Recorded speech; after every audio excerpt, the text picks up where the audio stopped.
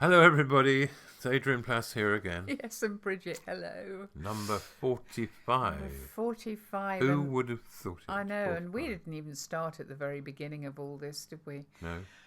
Are you, like us, just beginning to think that just maybe in the long distance future, we might be able to do some of the things that we enjoyed in the past? And when we were talking yesterday, weren't we, about the fact that things aren't going to go back to normal as we knew it in the past? But maybe some things will survive. Yeah, I don't want it all to go back to normal, particularly, but yesterday when Kate rang and said she was having ice cream in the evening, and suddenly all I wanted in the world was an ice cream. And I remembered the little cafe. You and I, we love cafes, don't we? It's one of our, yeah, absolutely. We won't be getting this back for a long time, but we do enjoy going and having coffee. We do. At little cafes in the country. The one I remember particularly is the one where when you order coffee, they automatically attach a little tiny cone of ice cream to the cup. To tempt you to buy a big ice cream. And I think we almost always are successfully tempted. I think we go there to be tempted. We do, but isn't that the place where you had one of your really complicated exchanges with somebody from a foreign country? That's right, yes. And it wasn't really me who did it. But anyway, I'll tell you what happened. I ordered a whiskey ice cream. I have to tell you, that's probably the nearest thing to heaven this side of the grave, Whiskey ice cream. Oh, my goodness.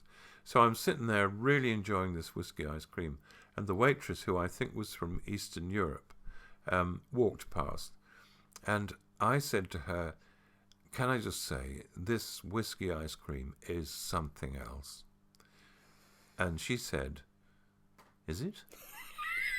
And I said, no, I don't mean it's not a whiskey ice cream. It isn't something else in that sense. That's an idiom. Honestly. I think your ice cream had just about melted by the time you'd explained it. It took forever, poor girl. It was my fault. Anyway, there we are. It was memorable for the ice cream and for that. It was. Well, let's hope one day we'll be sitting there again. I'm sure you're feeling like that about lots of things.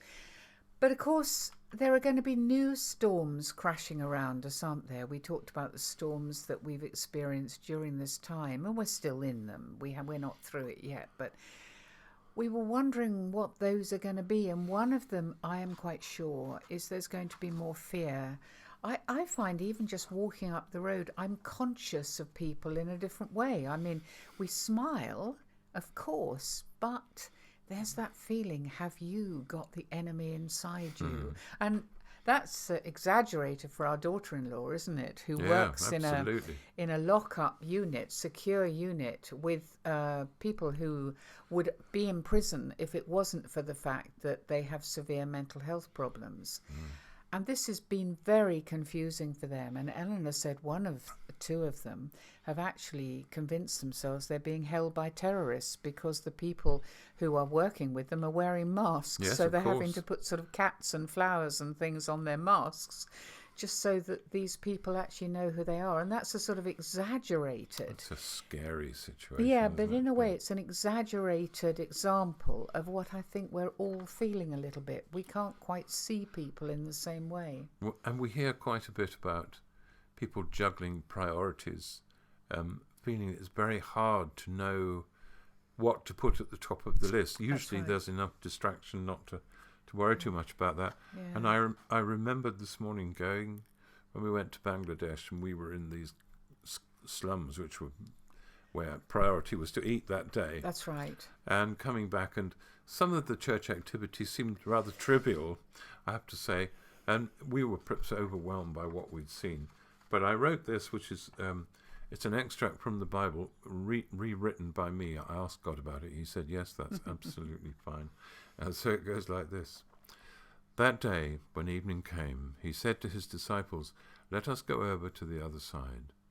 Leaving the crowd behind, they took him along, just as he was, in the boat. There were also other boats with them. Jesus was in the stern, sleeping on a cushion. The disciples woke him and said to him, Teacher, our mortgage agreements haven't come through, and there are several small but ineradicable problems. Don't you care?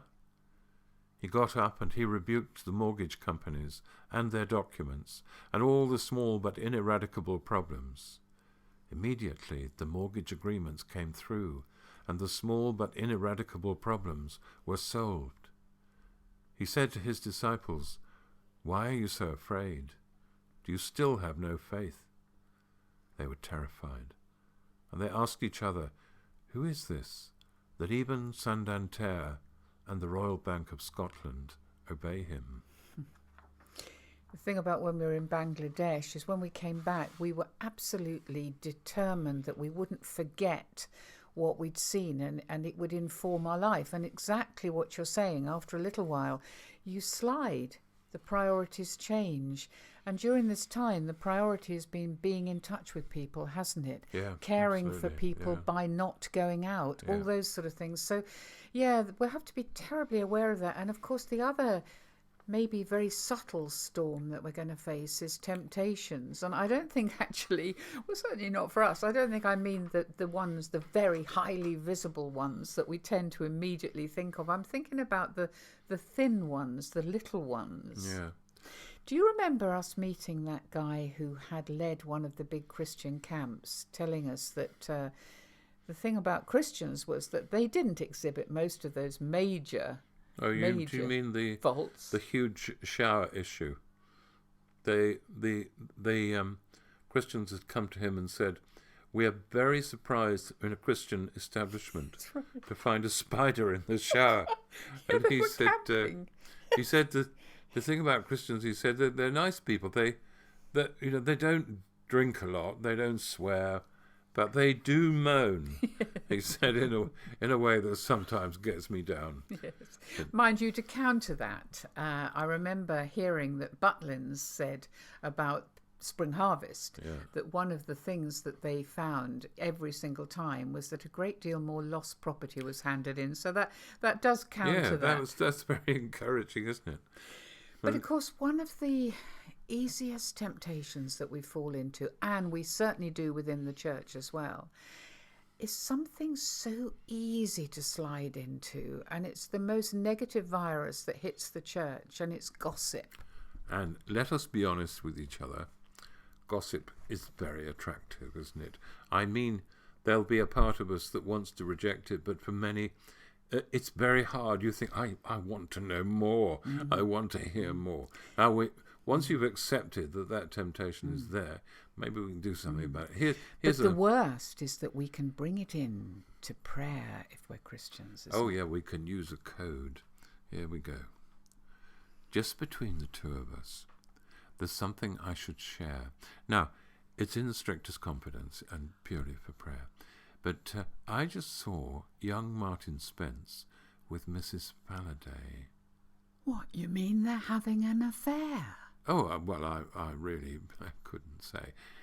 No, I mean, I really like old Martin. Oh, I think he's great. Me too. It's such a shame he's lost control. Well, he sometimes, he has a few. But we don't condemn our brother. Oh, no. As one we sink or swim, we've all been down that simple road. Aye, but not as far as him. Oh, Martin, fancy seeing you. Well, I'm glad you've made it, mate. We've been upholding you in prayer. Yeah, well, I'll tell you why I'm late. I've just been down the hospital with Mrs. Falloway. Oh! Yes, her husband's in for treatment and she's visiting today. Oh. Hey, listen, just in confidence and, purely for prayer. The place where people wait? Well, guess who I saw there? Who? Well, who believes that Christian folk should not be sick or ill? Who would use a drop of oil where others use a pill? Mildred Smith. Oh, a godly lass. Oh, yes, her faith is sure and strong, yes. She's full of hope and charity. She's good. She's kind. And she's wrong. Oh, Mildred. Oh, what a nice surprise. You're just in time for prayer. Oh, well, I've just come from the hospital. I know. I saw you there. Something wrong then, Mildred? We're so concerned. Allay our fears. I visit there on Wednesdays. I've been doing that for years. Oh. But if we're lining up for prayer, Here's something for the queue. Ooh, is it, something confidential? Is it just between us few? Yes, the vicar's looking desperate. That man is never free, what with services and visiting. Well, he never visits me. He told me he's exhausted, but he doesn't want it known. Oh, no, of course not. No. We'll be very careful. Where's the nearest phone? Come on, let's pray. Oh, Lord, protect us. Don't put us to the test. Forgive us all our trespasses, as we forgive the rest. Well, it's something we've got to be aware of, isn't it? It is so easy. As Bridget said, it is a bit like a virus sometimes. And then some of the more obscure ones, thinness and boredom, storms of boredom. It sounds quite odd, but I know what you mean. It does sound odd, but it can really attack you and take your heart away sometimes, that you feel your life has gone thin. Yeah. When every day is patterned in the same way and you're getting up and you're going to bed and you begin to think nothing means Well, that's much. interesting, because that has been people's experience now, but you think that is going to be something in the future. When we're out of all this, it's just that feeling that not much is happening. Or... Well, it is possible that people will look back and think, when it came to the crunch, there wasn't much in me. And the danger there is that there isn't much in us, in one sense. I mean, we are, certainly in terms of faith and stuff, we are limited. And our Christian activity supplies a lot of the stuff that keeps us going. But there is a real power in the knowledge and the understanding that we are vulnerable, limited people. Well, absolutely. I mean, it is the only religion, whatever, that wants us to move from being independent to being dependent, that it's all right to be ourselves. But the danger, of course, is we start pretending, don't we? We start waving our hands more. We start leaping about more. We start looking as though we're praying more because we want to convince ourselves and other people that something is actually happening. Yeah, I understand it, but that is a possibility. Yeah. There's so many, many, many, many different sorts of storms, aren't there? Yeah. You know, we have every now and then the experience of meeting someone special. And we did. And we're going to give you his name for once. His name is David. And we met him a few years ago. Now, David has a form of motor neuron that is very unusual. It had a very quick descent and then goes along on a fairly level way. It plateaus, doesn't it? Plateaus. That's the word I was looking for. And it goes down a bit and then goes down a bit. But it's not... It's quite unusual, but for him, a young man, a minister with his life ahead of him, a young family, obviously married, and it suddenly was taken away, very suddenly. And he felt as though he was holding onto a tent in the storm, and as though all the guy ropes had come out and all the tent was flapping wildly around him, and he felt he was losing everything. He was losing his faith. He was losing a closeness with his family. Things were wild. And he contacted a friend. And a friend gave him advice that certainly helped us and I think would help you. He said, what you need to do is hammer in the tent pegs of anything you can catch hold of. And he said he hammered in the tent pegs first. The first one was his family. And then after that, it was his relationship with God. And now he's able to work and his faith is strong again. But my goodness, that's such good advice for all of us, that when things start going, they may not feel like they have done, that sort of fear, but these new storms are in danger of making our tent flap all over the place wildly in a new storm. Yeah, he's a great fellow, this friend of ours, David. He really is. And he does fantastic work with people who nobody else will go near. He is truly amazing. And with lots of lovely students as well. Of course, lots of lovely students as well. A while ago, before all this, and when we lived in Sussex, I went through a little storm of my own. And finished by reading you something I wrote then, and we were talking about Jesus in the boat, and it begins with a reference to that, and it's just called When You Slept. When you slept on the cushion in the boat, did you dream the walk we took, you and I, one autumn afternoon, from that little church at Lullington, through Litlington to Alfriston, where ageless fields of flint and chalk fell seamlessly to merge and meet with green and violet shadows that were circling and embracing the Cathedral of the Downs? I was in terror of a storm that day.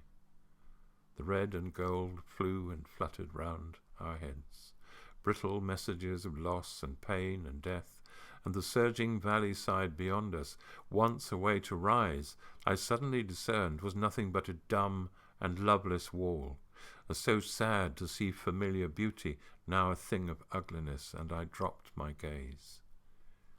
You spoke a word, a firm command, into the centre of the raging storm, and when at last I raised my eyes, I saw with such grateful wonder that the splendour had returned.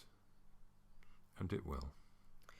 So hammer in the tent pegs of all the things that you've learnt during this period, and they'll keep you safe. Yeah, God bless you. God Bye-bye. bless. Bye-bye. Bye.